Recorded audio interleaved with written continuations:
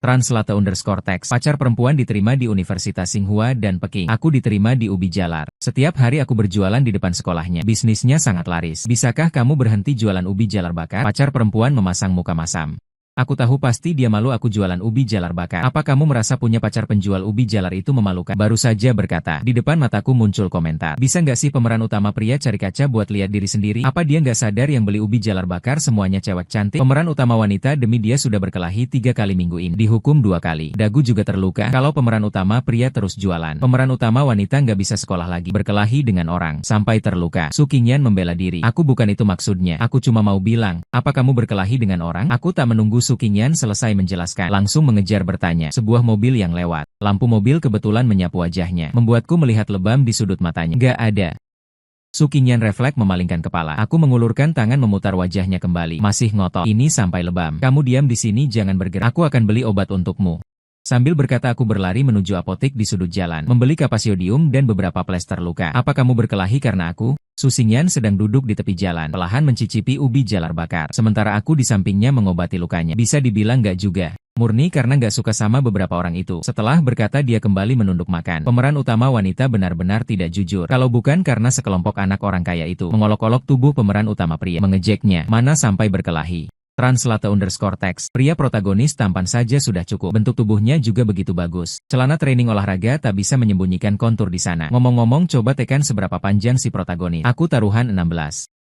Hehe, konten di komentar membuat pipiku memerah. Benar-benar tak disangka. Aku hanya melepas jaket, membersihkan abu arang di tungku. Gerakan kecil seperti ini juga bisa menarik komentar orang. Besok aku akan pakai jas militer kakekku untuk jual ubi jalar. Aku merangkul bahu Su Qingyan sambil berkata. Dia mengangkat kepala menatapku. Lama sekali baru perlahan membuka mulut. Sekalian pakai masker juga.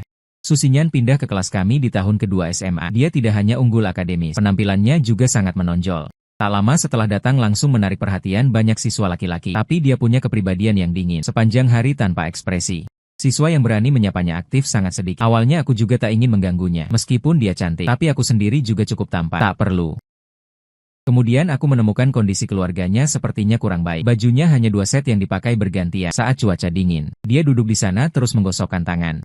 Setiap hari paling awal sampai sekolah tapi tak ada uang beli sarapan. Ini buatan ibuku. Sangat bersih. Orang tuaku berjualan sarapan. Bakpao, mantou, youtiao ada semua. 2 kali pertama dia pura-pura sopan. Tidak mau menerima. Aku ikuti prinsip 3 kali dan tanya lagi dia. Terakhir kali mau makan ubi bakar tidak? Kakekku yang bakar. Sangat bersih. Kakek nenekku berjualan ubi bakar. Ubi bakar yang dihasilkan harum dan lezat. Kali ini Su Qingyan tidak menolak. Dengan hati-hati menerima ubi bakar yang kuberi. Makan perlahan dengan sendok plastik kecil sedikit demi sedikit. Setiap kali aku makan ubi selalu berantakan sampai mulut. Tapi Su Qingyan berbeda. Cara makannya sangat elegan. Setiap sendok tepat masuk ke mulut. Sama sekali tidak menempel di bibir. Aku setiap hari bawakan dia sarapan. Aku makan apa dia makan apa. Dia mau bayar. Kutahan dia. Nilai kamu bagus sekali. Saat pulang sekolah bantuin aku les matematika ya. Sejak masuk SMA, matematikaku sudah tidak bisa mengikuti. Setiap hari belajar di kelas rasanya bingung. Kalau terus begini, pasti tidak akan lulus ujian masuk universitas. Su Qingyan tidak menolak. Setiap pagi sambil makan sarapan bersamaku, sambil mengajariku pelajaran untuk membantuku memperbaiki matematika. Dia bahkan mengambil kembali buku pelajaran matematika SMP. Khawatir aku tidak bisa belajar dengan baik. Dengan bantuannya, matematikaku akhirnya bisa lulus. Linran? Mau tidak masuk universitas yang sama denganku sebelum ujian nasional? Su Qingyan dengan malu-malu berkata padaku. Aku tentu ingin masuk universitas yang sama dengannya. Setelah lebih dari setahun bersama, aku sudah lama menyukai gadis cantik yang pendiam ini. Setiap kali les, melihat bibir merah mudanya yang ranum, pikiranku sudah melayang jauh. Bahkan sudah memikirkan nama anak di masa depan. Tapi nilaimu mana cukup? Masuk universitas yang sama denganmu mungkin tidak realistis. Bagaimana kalau kita daftar ke universitas di kota yang sama? Begitulah. Satu bisa dibilang mengungkapkan perasaan secara tidak langsung. Satu lagi bisa dibilang menerima secara tidak langsung. Tapi sebelum ujian nasional tidak ada yang mengungkapkan dengan jelas. Saat ujian nasional tinggal sebulan lagi. Su Qingyan masih mati-matian membantuku les. Khawatir aku tidak lulus ujian ke Beijing. Untungnya aku diterima di universitas kategori 2 di Beijing. Dia diterima di Qingbei. Pakai masker ya pakai masker. Lagi pula liburan musim dingin hampir tiba. Nanti tidak perlu jualan lagi. Aku tersenyum membujuk Su Qingyan. Kios ubi jalar panggang ini milik kakek. Akhir tahun banyak yang punya hajatan di desa. Orang tua sibuk jualan sarapan. Paman dan bibi juga sama sibuknya. Keluarga hanya bisa menyuruh kakek pulang. Tapi kakek tidak tega dengan kios ubinya. Kios ini bisa menghasilkan ratusan yuan sehari. Kakek sangat sedih melihatnya. Agar beliau bisa sedikit lebih bahagia, aku memilih untuk pergi ke sekolah di siang hari dan membantu menjaga kios ubi jalar miliknya selama beberapa jam di malam hari. Rencana awalku adalah bisa membuat kakek senang dan juga sering bertemu Su Qingyan. Benar-benar hal yang menguntungkan. Tapi aku sama sekali tidak menyangka hal ini justru membawa masalah besar baginya, bahkan membuatnya mendapat hukuman. Pukul 11 malam, aku sedang sedang bersiap untuk menutup kios. Sebuah mobil dengan bentuk yang sangat indah berhenti perlahan di pinggir jalan. Aku mendekat dan mengetuk kaca jendela mobil dengan lembut. Orang di dalam mobil lalu menurunkan kaca jendelanya. Apakah mobil ini milik Anda? Jika harganya tidak terlalu mahal, setelah aku dan Su Qingyan menikah nanti, akan kuminta keluarga untuk membelikan mobil seperti ini juga. Su Qingyan sangat cantik. Duduk di mobil ini pasti sangat menyenangkan dipandang. Hanya dengan membayangkan Su Qingyan duduk di kursi penumpang, memandangku dengan penuh kasih saat aku menyetir, aku tidak bisa menahan tawa. Ya?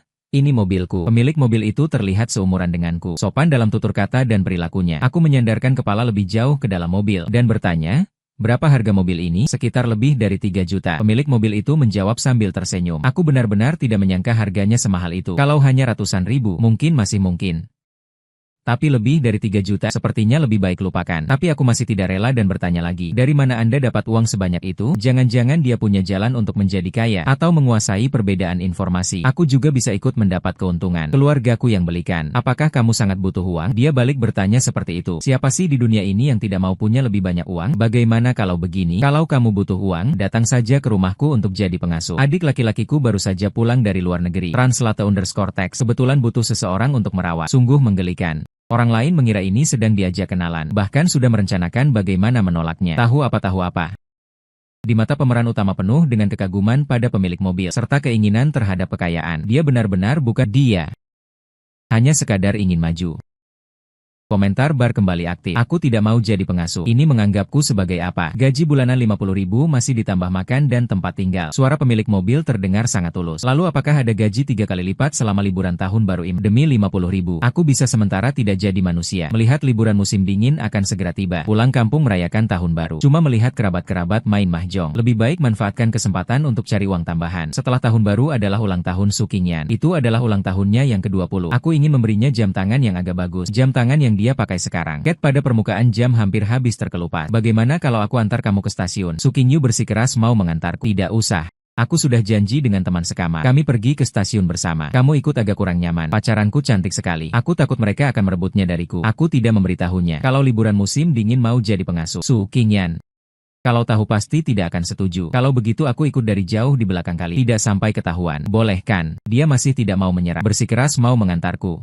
Aku menunduk dan mengecup bibirnya dengan lembut. Baik, dengar kata.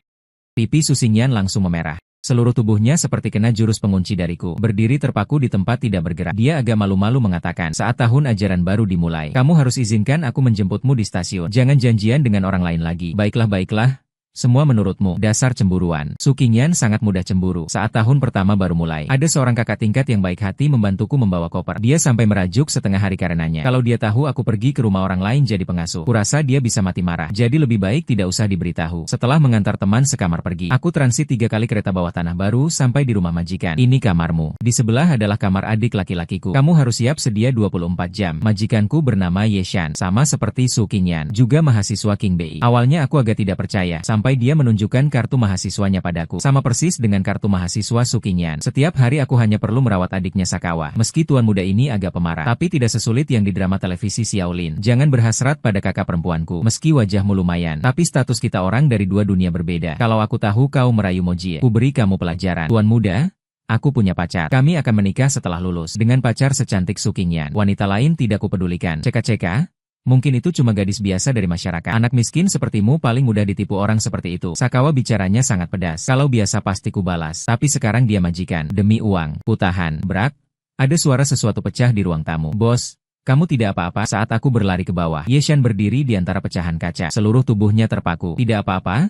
Dia berbalik badan dan langsung kembali ke kamar. Kamu masih terpaku di situ untuk apa? Cepat bersihkan. Sakawa berdiri di lantai 2 dan berteriak keras. Seolah-olah barang yang pecah itu ulahku. Tapi mengingat uangnya, aku terus menahan diri. Bosnya benar-benar baik. Sangat berbeda dengan adik laki-lakinya. Meskipun biasanya tidak banyak bicara, tapi uang yang seharusnya diberikan tidak kurang sedikit pun. Kalau saja liburan musim dingin tidak terlalu singkat. Aku benar-benar ingin bekerja seperti ini selama beberapa bulan lagi. Tidak tahu juga apakah keluarga mereka masih merekrut di liburan musim panas. Tapi ada satu hal yang sangat merepotkan. Su Qingyan sepertinya curiga padaku. Mengapa akhir-akhir ini kamu tidak pernah video call denganku? Bukankah dulu kita selalu mengobrol sebentar setiap malam? Dan sekarang kamu bahkan jarang memposting di. Apakah kamu melakukan hal yang tidak baik di belakangku tanpa sepengetahuanku? Serangkaian pertanyaan dari Su Qingyan sungguh membuatku sangat panik. Tapi pekerjaanku yang harus siaga 24 jam kapan saja. Bagaimana mungkin bisa menyisihkan waktu untuk video call dengannya? Tidak mungkin memilih waktu saat sedang di toilet kan? Xiaolin?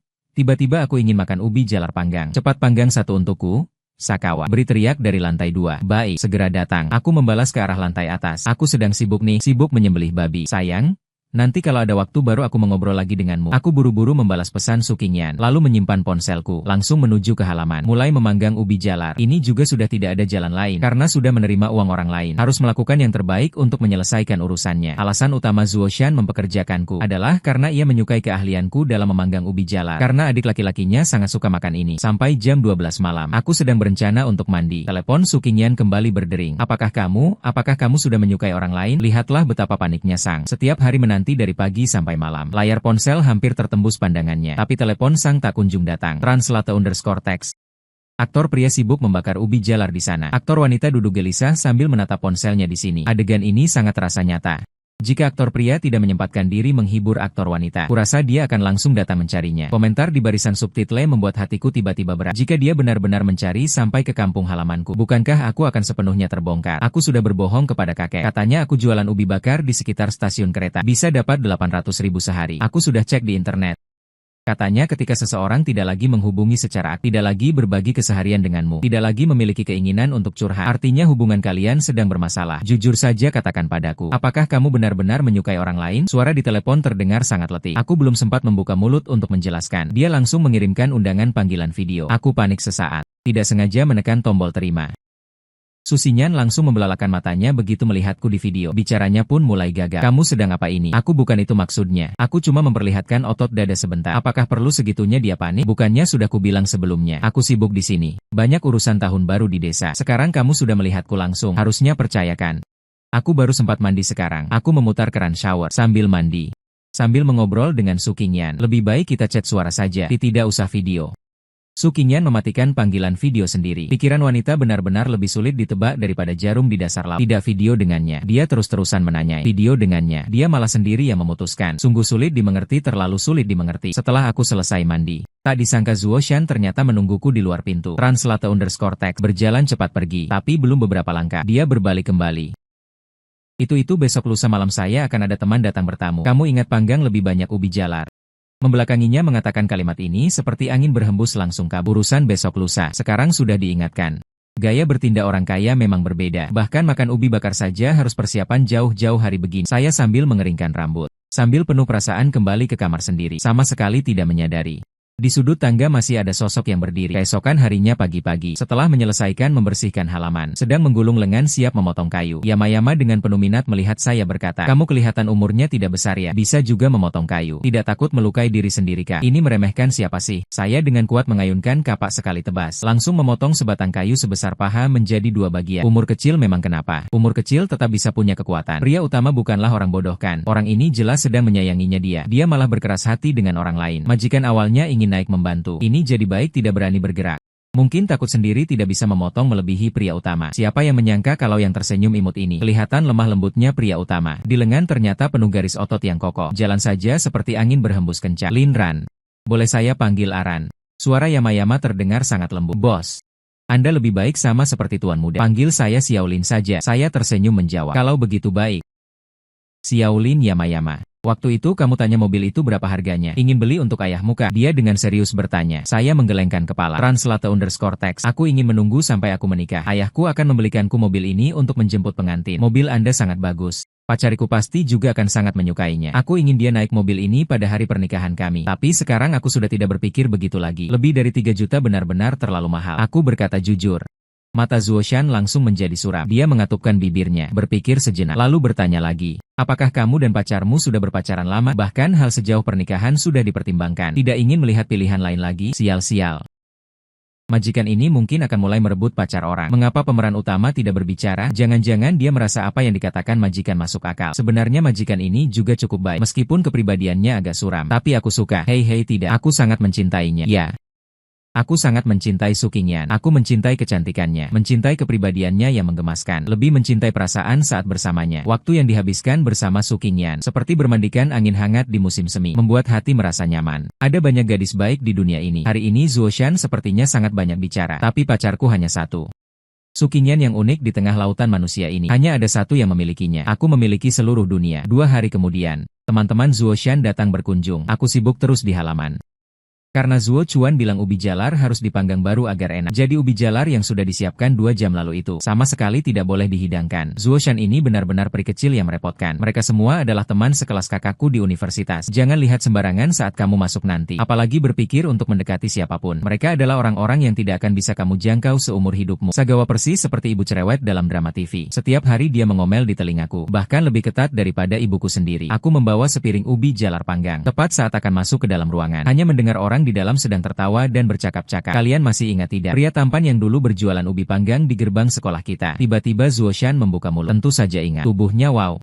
Su Qingyan berkelahi berkali-kali demi dia. Sungguh tidak tahu apa yang dia inginkan. Mereka bahkan mengenal Qingyan juga. Secara tidak sadar aku menoleh ke dalam ruangan. Siluet yang duduk di sofa. Bukankah itu pacarku Su Qingyan? Dia sekarang ada di rumah kita. Aku hanya menghabiskan 50.000 yuan. Sudah berhasil mendapatkan dia. 24 jam. Siap dipanggil kapan saja. Aku menyuruh dia melakukan apapun. Dia harus melakukannya. Zuo Shan lalu menatapku dengan senyum puas di wajahnya. Kamu berbohong. Aku dan Su Qingyan hampir berseru bersamaan. Si Zuo, kamu berani mempermainkan aku. Melihat senyum puas di wajah Zuo Shan, aku langsung menyadari sesuatu. Lin Ran, kenapa kamu di sini? Su Qingyan melihatku dengan wajah penuh keheranan dan keterkejutan. Kamu juga mempermainkanku. Aku menunjuk Su Qingyan dan bertanya kesal. Tapi mataku tidak tahan. Memeriksa tubuhnya dengan teliti. Hari ini Su Qingyan memakai jas berwarna krem. Logo di bajunya pernah kulihat di mall. Harganya sangat mahal. Sepatu hak tingginya yang dipakai mengilap. Bahkan lebih bersih daripada wajahku. Ternyata keluarga Su Qingyan sama sekali tidak miskin. Bisa berteman dengan orang seperti Zuo Shan. Bisa miskin sampai mana? Sungguh, sudah membohongiku dengan banyak bakpao dan ubi panggang. Sementara sebelumnya aku masih berpikir, Translate_text saat kita menikah nanti. Kita akan belikan mobil seharga 100.000 lebih untuknya. Tapi mana mungkin dia mau menerimamu. Mungkin mobil yang dipakai pembantu keluarganya untuk belanja saja harganya lebih dari 100.000. Aran, dengarkan penjelasanku. Baik, Su Qingyan menyadari ekspresiku tidak biasa, mengulurkan tangan dan terus menarik-narik ujung bajuku, seperti biasanya ketika dia merajuk padaku. Tapi sekarang aku sudah tidak terpengaruh lagi. Qingyan, apa kamu dan dia benar-benar punya hubungan? Sebelumnya tidak pernah kudengar kamu menyebutkannya. Zuo Shan berkata dengan tersenyum. Kamu tidak mungkin benar-benar suka pada anak seperti ini. Kan? Seorang penjual ubi bakar, bukan? Seorang pembantu yang juga jualan ubi bakar. Kamu juga mau? Perempuan lain ikut mengejek. Pergi sana. Su Qingyan dengan kasar melepaskan bajuku, mengangkat tangan dan langsung menampak. Dalam sekejap, gelas dan kue di meja teh berserakan di lantai. Aran, ikut aku. Setelah memukul, Su Qingyan menggandeng tanganku dan bersiap pergi. Aku melepaskan tangannya dengan keras. Sampai kapan kamu akan terus berpura-pura? Tak disangka dari awal sampai akhir hanya hayalanku sendiri. Aku dan dia jelas bukan dari dunia yang sama. Apa keluarga perempuan utama benar-benar kaya? Aku belum selesai baca novelnya. Ada yang tahu? Saudari, tentu saja. Keluarga perempuan utama tidak hanya kaya, tapi juga keluarga terpelajar, dengan latar belakang pendidikan keluarga yang kuat. Pria utama mengira jam tangan yang dipakai perempuan utama catnya mengelupas, padahal bahan jamnya adalah perunggu. Harga 1 jam tangan itu setara dengan penghasilan keluarga pria utama selama 10 tahun. Aku sebelumnya takut dikritik karena spoiler, jadi tidak berani mengatakan, karena kamu sudah bilang. Aku juga akan bilang, sebenarnya perempuan utama punya calon suami hasil perjodohan.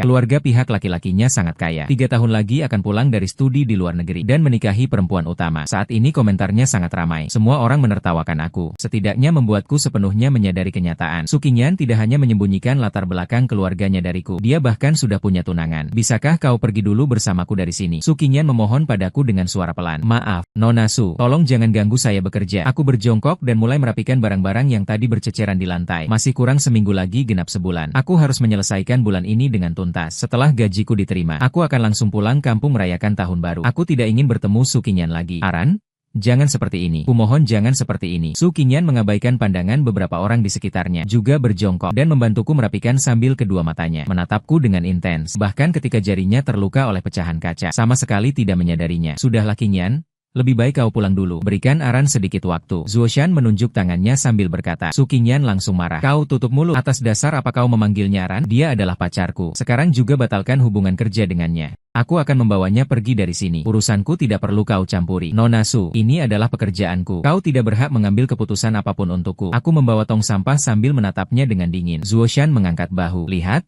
dia sendiri tidak mau pergi. Qingyan, lebih baik kita pergi dulu. Urusanmu dengan orang ini bisa diselesaikan perlahan. Berikan waktu untuk satu sama lain. Benar. Sekarang bahkan jika kau berdiri di sini, dia tidak menghiraukanmu. Apa gunanya? 2 orang lainnya juga ikut membujuk di samping. Gadis yang dipukul itu marah sampai tidak bisa berkata-kata. Hanya berdiri di sudut sambil terus mengusap pipinya. Aku tidak bicara sepatah kata pun. Mengangkat tong sampah dan masuk ke dapur. Translate_text. Akhirnya air mataku tak tertahan lagi. Aku bersandar di daun pintu yang dingin. Menangis terseduh-seduh tanpa suara. Aku juga tidak tahu sudah berapa lama berada di dapur. Ketika aku keluar, Su Qingyan sudah tidak ada lagi. Tak kusangka Qingyan cukup memperhatikanmu. Zuoshan duduk di sofa, dengan santai menyilangkan kaki. Kau sengaja memarkir mobil di pinggir jalan, sengaja menungguku menyapa duluan, sengaja memintaku menjadi pengasuh di rumahmu, dan sengaja memanggil Su Qingyan hari ini. Benarkan? Aku berjalan mendekatinya, memandangnya dari atas, bertanya, kau menggunakan 4 kata? Sengaja, sekaligus. Tidak takut tersedak sendiri? Zuoshan perlahan berdiri. Sekarang gilirannya memandangku dari atas. Benar. Aku memang sengaja, dia mengakui sambil tersenyum. Mengapa orang kaya begitu banyak waktu luang, bersusah payah berputar-putar sedemikian rupa, hanya untuk menertawakan orang lain? Mungkin kau belum tahu, Qingyan sudah punya tunangan. Aku tidak bisa hanya berdiri melihat Qingyan mengkhianatinya. Ternyata komentar yang ada di itu benar. Mengetahui kebenaran lebih awal, juga hal baik untukmu. Lebih baik daripada menunggu sampai dia akan menikah, baru kau sadar dibohongi. Pandangan Zuoshan menatap wajahku dengan, kalau begitu, haruskah aku berterima kasih padamu? Tanyaku kesal. Kau juga bisa berpikir begitu. Tinggal 1 minggu terakhir. Setelah aku bekerja penuh 1 bulan akan pergi. Saat itu kau harus bayar gajiku sekaligus. Meskipun aku sangat marah. Meskipun Zuoshan ini orang yang menyebalkan. Tapi 50.000 yuan itu adalah uang yang harus dihasilkan orang tuaku dari berjualan sarapan berbulan-bulan. Juga uang yang harus dikumpulkan kakekku dari memanggang ubi. Translate_text. Dangkal sampai-sampai meski dipermainkan, tetap membandel bertahan di sini tidak pergi, hanya untuk menunggu gaji itu. Sudah sampai saat ini, kau masih memikirkan uang. Ternyata kau juga tidak begitu suka Qingyannya. Tapi seperti anak laki-laki dari strata kalian, bisa serealistis ini juga bagus. Lagi pula harta adalah hal paling nyata di dunia. Kamu tenang saja. Gajimu tidak akan kukurangi sedikit pun. Kamu Zuoshan setelah mengatakan ini langsung berbalik pergi. Bukan satu keluarga, tidak masuk satu pintu. Ucapan ini memang masuk akal. Sebelumnya aku masih merasa Zuoshan dan Zuo Chuan kepribadiannya sangat berbeda. Sama sekali tidak mirip satu keluarga. Sekarang terlihat mereka berdua memang saudara kandung. Keesokan harinya pagi-pagi, Su Qingyan sudah datang. Aran, dengar penjelasanku ya. Aku benar-benar tidak sengaja menyembunyikannya darimu. Aku sedang sibuk membereskan tempat tidur Zuo Chuan. Su Qingyan di samping membantu memegang sprei. Tahun kelas 3 SMA. Di kelas ada cowok karena tergila-gila dengan drama. Cewek kaya jatuh cinta padaku.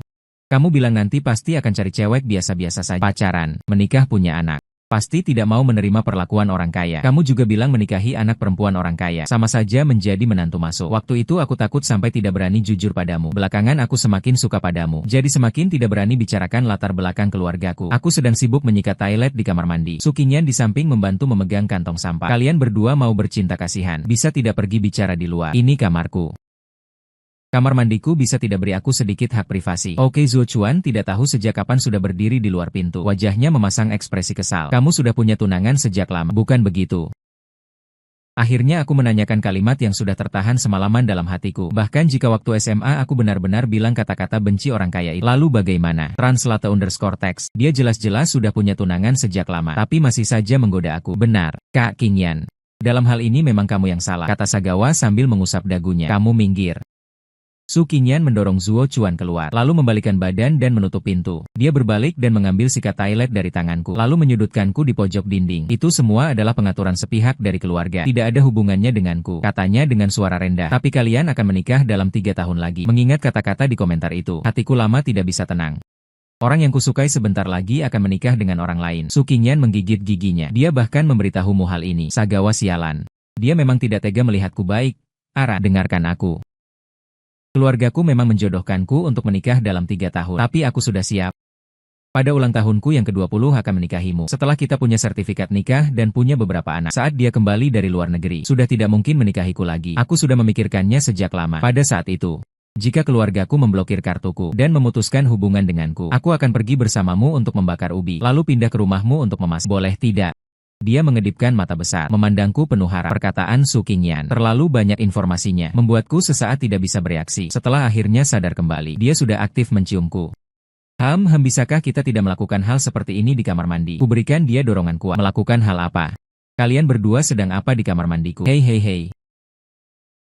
Kalian tidak berniat memasak nasi menjadi bubur di kamar mandiku, kan? Berhasil menarik perhatian Zuoshan juga. Ketika pintu terbuka, kakak beradik itu sedang menghalangi pintu, saling tatap dengan mata membelalak melihat kami. Su Qingyan, aku peringatkan kamu. Kamu tidak boleh menyakiti Chen. Pandangan Zuoshan jatuh pada bibirku yang sedikit bengkak. Sorot matanya langsung menjadi gelap. Urusanku tidak perlu kau khawatirkan. Justru kamu? Dengan apa kau menyuruh-nyuruh pacarku seperti ini? Hanya mengandalkan uang kotormu itu bukan? Su Qingyan mengatakan sambil mengambil sikat toilet dari lantai, langsung menyelipkannya ke saku Zuoshan. Toilet ini sikat sendiri saja. Setelah berkata begitu dia menyeretku ke taman. Aran? Besok kita langsung urus sertifikat nikah. Bagaimana? Aku sudah tidak bisa menunggu sampai hari ulang tahunku. Di taman, Su Qingyan memohon padaku dengan sedih. Aku cemberut tidak bersuara. Kalau kamu tidak setuju, hari ini aku akan berlutut di sini dan tidak bangun-bangun. Su Qingyan berkata sambil membuka pintu gerbang. Langsung berlutut di pinggir jalan. Pejalan kaki yang lalu lalang semua meliriknya, memperbincangkannya. Bahkan ada yang mengeluarkan ponsel ingin merekam momen ini. Ceka-ceka? Tak disangka pemeran wanitanya bisa seberani ini. Cepat bangunlah. Orang yang dididik sangat ketat. Bisa berlutut di jalanan. Kalau pulang pasti dicambuk. Dicambuk. Apakah pemeran wanita sesedih itu? Komentar berhasil menarik perhatianku. Aku buru-buru lari mendekat, membantu Su Qingyan berdiri, lalu cepat menutup pintu gerbang. Aran? Apakah ini berarti kau setuju denganku? Kalau begitu besok jam 9 pagi kita ke kantor catatan sipil untuk urus sertifikat. Aku akan antri duluan. Menurutmu apakah kita harus beli baju couple untuk ke catatan sipil? Atau sekarang juga kita langsung beli baju? Kamu jangan berisik. Aku menatap tajam konten di risau karena Su Qingyan yang terus berisik. Pemeran wanita sejak kecil dibesarkan kakek nenek. Didikan keluarganya sangat ketat. Setiap pagi harus bangun jam 5. Translate_text. Makan sarapan tepat pukul 6 saat dia masih SMA. Sebenarnya dia sudah sarapan sebelum berangkat sekolah. Benar. Tapi yang dia makan hanya semangkuk kecil bubur putih ditambah 1 telur, sama sekali tidak kenyang.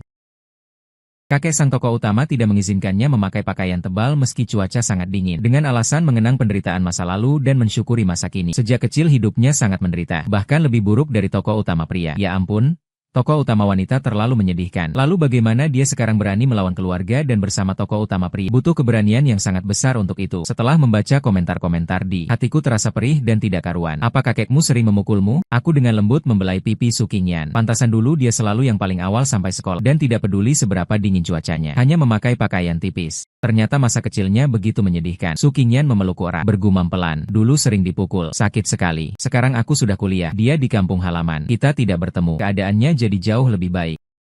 Jadi apakah besok kita akan pakai couple outfit untuk mendaftar nikah? Su Qingyan kembali ke topik semula. Biar aku pertimbangkan dulu. Pulanglah dulu. Akhirnya aku berhasil membujuk Su Qingyan pergi. Kemudian membaca kembali komentar-komentar dengan teliti satu persatu. Ternyata kakek Su Qingyan menganut pendidikan keras. Saat Su Qingyan belum genap 3 tahun, dia membawanya kembali ke kampung halaman. Didik sendiri agar perempuan harus anggun dan sopan. Tersenyum tanpa memperlihatkan gigi. Tidur awal bangun awal. Tahan panas dan dingin. Semuanya harus sesuai aturan sang kakek. Tidak ada teman bermain. Tidak ada kartun. Juga tidak ada pendampingan orang tua. Seluruh masa kecil Su Qingyan. Translate_text. Karena sang kakek sudah tua, hanya mau tinggal di tanah kelahirannya. Tapi Su Qingyan sudah terlalu lama meninggalkan orang tua kandungnya. Sudah tidak bisa lagi berbaur dengan kehidupan orang tuanya. Di tahun dia berusia 16 tahun. Sang kakek pun mengambil keputusan mengatur perjodohan ini. Dari awal sampai akhir tidak pernah bertanya sepatah kata pun pada Su Qingyan. Setelah memahami semua ini, hatiku hanya menyisakan rasa sakit yang tak berujung untuk Su Qingyan. Qingyanku sungguh terlalu kasihan. Xiaolin?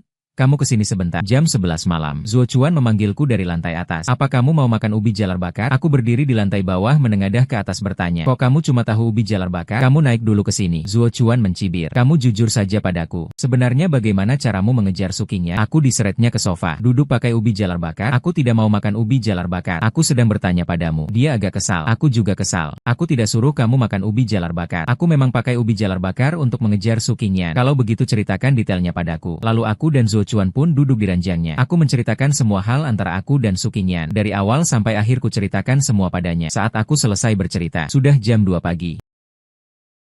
Benar-benar tak disangka kakak Qingyan ternyata punya sisi yang tak tahu malu seperti itu. Aku dan dia berbaring bersama di ranjang, berselimut-selimut, tertawa sampai seluruh badan berguncang. Kamu juga suka Su Qingyan? Bercanda apa? Lihat saja kakeknya seperti itu. Siapa yang sakit baru akan menyukainya. Perkataan Zuochuan ini terdengar seperti sedang memakiku. Misalnya kamu?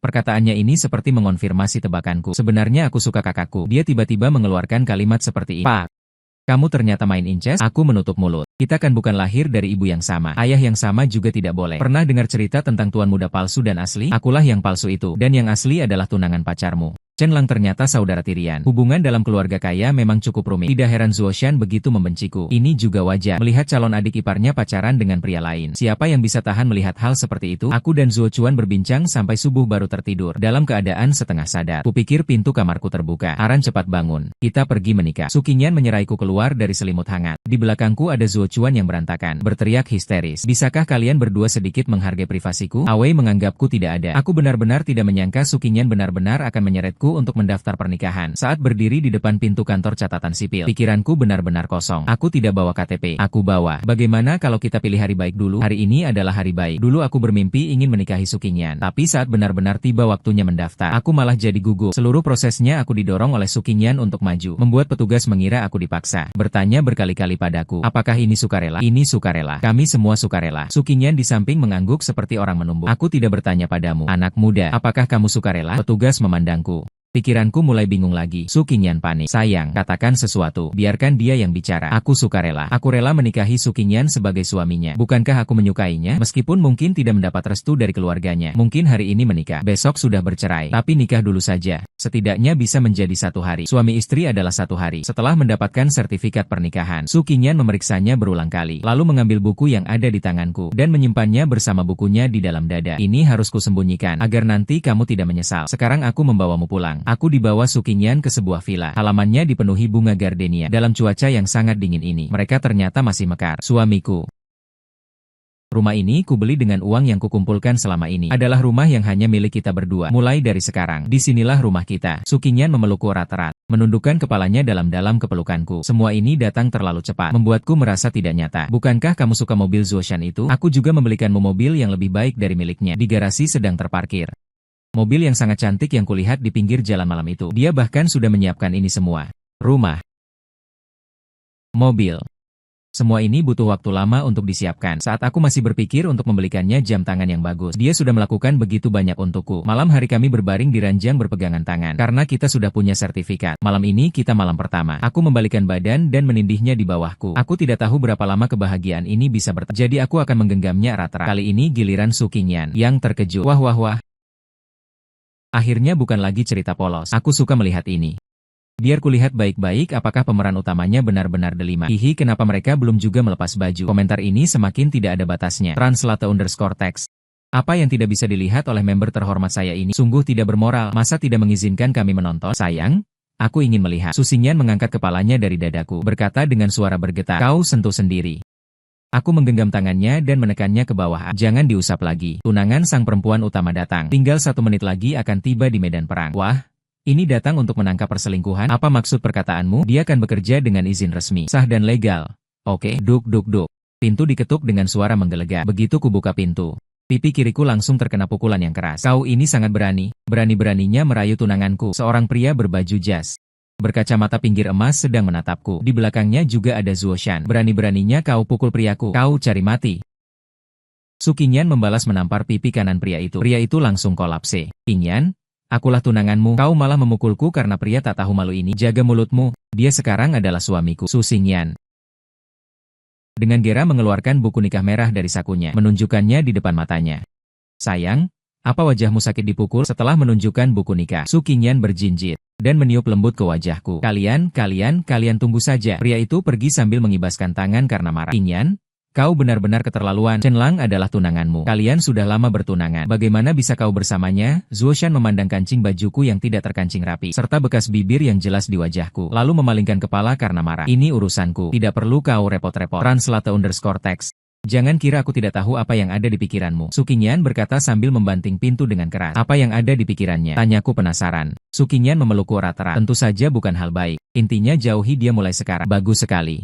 Akhirnya pemeran utama pria dan wanita bersama sembari melempar bunga. Jangan terlalu senang dulu. Kakek pemeran wanita tidak mudah diajak bicara. Tunggu saja, akan ada pertunjukan bagus. Pemeran wanita akan segera bercerai dengan pemeran pria, lalu menikah dengan Chen Lang. Aku sudah baca seluruh ceritanya. Tidak mungkin. Bukannya sebelumnya pemeran wanita bilang, dia bisa mengorbankan segalanya untuk pemeran pria. Ternyata mulut wanita, setan penipu. Kakek pemeran wanita sakit. Ini adalah keinginan terakhir orang tua. Jangan salahkan pemeran wanita. Dia sebenarnya juga cukup sulit. Mengapa kamu diam saja? Oh, aku tahu. Komentar di barisan peluncur membuat hatiku langsung jatuh ke jurang. Tok tok tok, suara ketukan pintu kembali terdengar. Kamu adalah Lin Ran, seorang pria berambut putih, mengenakan setelan Zongshan, berkata dengan nada tidak bersahabat. Aku berdiri tegak. Benar, aku adalah Lin Ran, suami Qingyan. Diam. Xiao Lang, benar katanya. Kamu bukan orang yang baik, kakek. Dia orang baik. Sejak orang tua itu muncul hingga sekarang, tubuh Su Qingyan terus-menerus gemetar. Meskipun begitu, dia masih ingin melindungiku. Kamu diam. Orang tua itu mengangkat kaki, menendang lutut Su Qingyan. Dia jatuh berlutut dengan berat di lantai. Sekarang juga cerai. Translate_text. Pernikahanmu dan Xiao Lang dimajukan. Orang tua itu menegakkan kepalanya tinggi-tinggi. Bahkan enggan memberi saya tatapan langsung. Berdasarkan apa kau memukul orang? Saya segera membantu Su Qingyan berdiri. Menggulung celananya. Melihatnya, lututnya sudah lebam. Aku memukul cucu perempuanku. Apa urusanmu? Benar-benar tidak tahu sopan santun. Dia adalah istriku. Kau memukul istriku? Itu tidak boleh. Aku dan dia sekarang adalah pasangan suami istri yang sah. Secara hukum kamilah keluarga inti. Kamilah orang yang paling dekat. Dasar buta hukum. Aku gemetar karena marah. Kakek macam apa ini? Bisa tega melakukan ini pada cucu kandungnya sendiri. Dari kecil sampai besar. Kakekku tidak tega mengucapkan kata keras padaku. Kau berani bicara seperti itu padaku? Qingyan. Apa yang kau lakukan masih bengong di sana? Cepat cerai. Lalu usir orang yang tidak pantas ini. Kakek sangat marah padaku. Dia berteriak pada Su Qingyan. Tiba-tiba Su Qingyan berlutut. Kakek, aku sangat menyukai Aran. Aku ingin bersamanya seumur hidup. Kami sudah mendaftarkan pernikahan. Sekarang adalah pasangan sah. Dan aku sudah hamil anaknya. Ini terjadi kapan? Mulutku terbuka lebar. Hampir bisa memasukkan telur burung unta. Bercerai. Lalu gugurkan anaknya. Tidak gugurkan? Tidak cerai. Kau sudah besar. Sudah berani. Sekarang berani membangkang padaku. Ya, baik. Baik. Baik, aku ingin lihat seberapa beraninya kau. Kepala pelayan Li. Kau segera hubungi pengacara. Blokir semua kartu atas nama Su Qingyan. Translate_text. Si tua itu marah sampai mendengus-dengus. Nona, cepat minta maaf kepada Tuan. Lihatlah. Nona membuat kakek marah sampai seperti ini. Kepala rumah tangga membujuk Su Qingyan di samping. Tapi dia bahkan tidak mengangkat kepala. Mulutnya hanya mengulangi satu kalimat. Tidak dipukul tidak akan pergi. Karena kamu bersikeras memilih jalan ini. Maka aku juga tidak akan menghalangimu lagi. Mulai dari sekarang. Kamu bukan lagi anggota keluarga Su. Jangan sampai nanti tidak bisa bertahan. Lalu kembali miskin dan melarat memohon padaku. Aku yang menafkahinya. Aku maju ke depan. Berdiri di depan Su Qingyan. Apa katamu? Aku bilang aku yang menafkahinya. Aku akan menafkahinya seumur hidup. Tidak perlu bapak repot. Istri sendiri tentu harus dinafkahi sendiri. Ling Ran sanggup menafkahinya. Su Qingyan berdiri di belakangku. Kedua tangannya menggenggam erat tanganku. Sungguh mengharukan. Cinta antara pemeran utama pria dan wanita sangatlah mengharukan. Jangan terburu-buru terharu pada pemeran utama wanita. Meski sekarang bersikap tegas, tapi begitu mendengar kakeknya sakit, dia langsung tidak peduli apapun. Lagi pula itu adalah keluarga yang membesarkannya. Dia sama sekali tidak bisa melepaskannya. Itu juga benar. Tidak mungkin hanya berdiri melihat keluarga sendiri mati penuh penyesalan. Qingyan, kakekmu, Su Qingyan baru saja dimarahi habis-habisan oleh ayahnya. Telepon Zuoshan masuk lagi. Kakek kali ini sangat marah karena kamu. Lebih baik kamu dengarkan perkataannya dan menikah dengan Chen Lang, agar nanti tidak menyesal. Su Qingyan mengaktifkan pengeras suara ponselnya. Dengan wajah muram, tidak berkata sepatah kata pun. Bagaimana kalau kita bercerai dulu? Bicarakan lagi setelah kakekmu sembuh. Aku duduk di sampingnya dan berkata dengan lembut. Meski aku tidak ingin bercerai, tapi aku juga tidak bisa hanya berdiri melihatnya begitu terjepit. Su Qingyan menggenggam tanganku. Translate_text. Menggelengkan kepala. Memberi isyarat agar aku tidak bersuara lagi. Dulu dia menggunakan sakit untuk mengancamku bertunangan. Sekarang dia menggunakan sakit lagi untuk mengancamku bercerai. Lalu nanti apalagi yang akan dia gunakan untuk mengancamku? Dia adalah kakekku. Aku menghormatinya dan mencintainya. Tapi dia sakit bukan salahku. Aku bercerai juga bukan obat ajaib. Karena sudah sakit, seharusnya berobat dengan baik. Katakan pada Chen Lang, aku tidak mungkin menikah dengannya. Apakah aku akan menyesal di masa depan? Aku tidak tahu. Tapi jika bercerai dengan Aran, aku akan menyesal sekarang. Dan sekarang namaku Lin Qingyan. Tokoh wanita itu benar-benar keren. Dia akhirnya tahu cara melawan. Melihatnya diperlakukan seperti itu sebelumnya, hatiku sungguh tidak enak. Orang tua pasti akan mati. Kakek seperti itu biarkan saja dia mati. Keesokan harinya Su Qingyan membawaku bersama ke rumah sakit menjenguk kakek. Tapi ditolak dengan kejam di luar pintu. Kamu cucu tidak berbakti sampai membuat kakekmu seperti ini. Berani-beraninya masih datang. Ayah Su Qingyan memarahi kami berdua habis-habisan, lalu mengusir kami keluar. Sayang, sekarang aku anak yang tidak ada yang mau berdiri di pintu rumah sakit. Senyum Su Qingyan lebih buruk dari tangis. Tidak apa-apa, aku mau kamu. Kita akan bersama selamanya. Aku memeluknya erat-erat. Berikan gajiku padaku. Pada hari ke-30 tahun baru. Aku menarik Su Qingyan bersama pergi ke Zuoshan meminta uang. Kenapa sekarang sangat butuh uang? Zuoshan menyilangkan tangan. Bersikap seperti menonton pertunjukan. Kakak? Lebih baik cepat berikan uang pada Aran. Sedangkan kakak dan kakak Qingyan tumbuh besar bersama sejak kecil. Sebagai teman masa kecil tidak membantu saat kesusahan sudah biasa. Mengapa malah menambah masalah? Zuo Chuan mendorong Zuoshan, menarikku masuk ke dalam pintu. Akhirnya kamu juga terjatuh ke dalam lubang api ini. Aku saja tidak tahu betapa marahnya Chen Lang sampai dia ngamuk. Melihat dia marah, aku justru senang. Ini adalah angpau pernikahan dari kami untuk kalian. Nah, Zuo Chuan menyodorkan kantong plastik ke tanganku. Di dalamnya penuh dengan uang tunai. Aku menunduk meliriknya. Kaget dan buru-buru menutupinya dengan jaket. Benar-benar terlalu banyak. Aku mengambil gajiku yang dibayarkan Zuoshan, serta sekantong besar angpau pernikahan dari Zuo Chuan. Membawa Su Qingyan kembali ke kampung halamanku. Kakek nenek, ini adalah istriku. Adalah cucu mantu kalian. Ayah ibu, ini adalah istriku, adalah menantu perempuan kalian. Paman dan bibi, ini adalah istriku, adalah keponakan mantu kalian. Seluruh keluarga berdiri di depan pintu, melihatku dan Sukinyan saling pandang bingung. Apakah mereka tidak terlalu menyukaiku? Sukinyan bertanya dengan agak khawatir. Aku membungkuk merapikan kerah bajunya dengan cermat, sambil tersenyum berkata, tidak mungkin, mereka adalah keluarganya. Kedepannya juga akan menjadi keluargamu. Aku tidak bisa mengubah paruh pertama kehidupan Sukinyan, tapi paruh kedua hidupnya akan kucintai dengan baik. Aduh astaga, anak ini kok cantik sekali. Linran? Kau ini benar-benar kucing buta, nabrak tikus mati. Sungguh beruntung besar. Paman dan bibi yang pertama menyadari. Kakek memberi paman 3 pukulan dor. Apa yang kau katakan? Apa kucing buta? Apa tikus mati? Linran kami adalah yang terbaik. Anak yang terbaik. Tentu harus mencari istri yang terbaik. Iya. Nenek juga ikut menyambut di samping. Aduh, ini benar-benar agak terlalu mendadak. Kami belum menyiapkan apa-apa. Aran, kenapa tidak memberitahu kami sebelumnya? Translate_text. Aku juga ingin membeli lebih banyak barang dengan ibumu. Orang tuaku tidak tahu harus menaruh tangan di mana. Hanya bisa menggosok-gosokkan tangan pada baju mereka bolak-balik. Membuat keluarga pria utama ketakutan. Tiba-tiba muncul seorang menantu perempuan yang cantik. Pria utama sejak kecil selalu menjadi anak kesayangan keluarga. Mereka pasti akan menyayangi wanita utama seperti harta karun. Wah, sangat menyentuh hati. Wanita utama kita akhirnya juga ada yang menyayangi. Setelah makan malam tahun baru, seluruh keluarga memberi Sukinyan amplop merah yang besar. Kakek bahkan naik sepeda motornya, berlari ke kota pada malam hari, membeli kembang senilai lebih dari 1.000 yuan, dibawa pulang untuk dinyalakan untuk kita saat berjaga di tengah malam. Keluarga kami duduk berkumpul di dekat perapian. Aku menceritakan kondisi Sukinyan secara detail kepada mereka. Jangan takut sayang. Nanti kami akan membiayai sekolah, membiayai makanmu. Kami akan menjagamu. Setelah nenek mendengarnya, mengeluarkan 2.000 yuan dari sapu tangan dan memberikannya kepada Sukinyan. Benar. Keluarga kami sekarang punya 2 mahasiswa. Keluarga kami akan menjadi yang satu-satunya di desa. Kalian hanya perlu belajar dengan baik. Masalah uang, jangan khawatir. Kami mampu membiayainya. Paman dan bibi berkata serempak. Sukinyan keluarga kami. Dan berhasil merebut posisi kesayanganku. Bawakan makanan untuknya keranjang untuk dimakan. Hari ini dingin. Jangan biarkan dia bangun. Nanti kedinginan. Ibu tidak mengizinkanku membangunkannya untuk sarapan. Cucu menantu sayang. Mau makan ayam hutan tidak? Kakek akan pergi ke gunung untuk buru 2 untukmu. Aku sebelumnya sudah mengomel lebih dari sebulan. Kakek tidak pernah setuju. Tapi kali ini dia malah ingin berburu ayam hutan untuk Sukinyan. Ayo makan paha ayam. Ayam ini dipelihara sendiri. Enak sekali.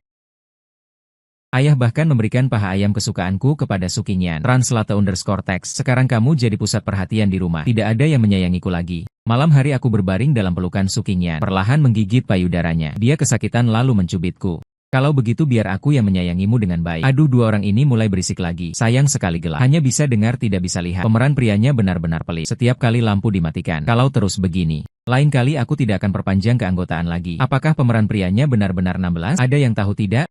Kalian tahu ukuran pemeran wanitanya? Tadi malam aku dengar pemeran pria bilang terlalu besar. 1 tangan tidak bisa menggenggam. Seberapa besar sih? Para orang mesum di komentar mulai bicara tanpa batas lagi. 16A?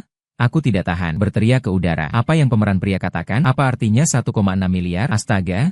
Melakukan hal seperti ini harus teriak slogan. Apa kamu bodoh? Dia bilang 1,6 miliar. Bodoh? Aku mengerti. Pemeran prianya 16. Pemeran wanitanya E. Wah, 2 orang ini makannya enak banget. Tunggu. Pemeran pria sengaja teriak untuk kita dengar. Dia bisa melihat ucapan kita. Ya ampun, ini agak canggung. Aku minggat dulu. Kamu tertawa apa? Sukinyan sambil menggambar lingkaran di dadaku. Sambil terengah-engah. Berkata, ini rahasia. Aku menggunakan tangan mengukur di dadanya lagi. Benar? Memang 1 tanganmu tidak bisa menggenggam. Sama sekali tidak bisa menggenggammu. Sukinyan mendengus kecil. Aku bersemangat lagi. 3 tahun kemudian, kami melahirkan sepasang bayi kembar yang lucu. Agar bisa merawat Sukinyan dengan lebih baik, aku bahkan khusus mencari perawat bayi profesional. Translate_text. Tapi setelah aku kembali, baru aku sadar, orang di rumah terlalu banyak sekali. Sama sekali tidak ada ruang bagiku untuk menunjukkan kemampuan. Belakangan ini selalu ada beberapa orang mondar-mandir di depan rumah kita. Sekilas sudah terlihat bukan orang baik-baik. Haruskah kita minta orang dari kantor polisi untuk datang melihat? Saat nenek memberi makan ayam, dia merasa ada yang tidak beres. Aku menyambar sebuah gandar dan langsung berlari keluar pintu. Kakek. Kenapa kakek datang? Ternyata beberapa orang yang mondar-mandir di depan pintu itu adalah kakek Kinyan dan orang tuanya. Kami hanya lewat. Kakek memalingkan muka, tidak memandangku. Benar, hanya lewat. Kami hanya lewat. Orang tua Kinyan juga menyambut di samping. Setengah tahun kemudian, kakek dan orang tua Kinyan dari awalnya hanya lewat di depan rumah kami. Pada akhirnya langsung lewat sampai ke samping ranjang bayi. Kami memang hanya lewat. Benar, hanya lewat. Mereka bertiga menatap anak itu. Semakin dilihat semakin disukai. Keluarga kami melihat 3 orang yang berpura-pura ini sampai tidak bisa menahan tawa.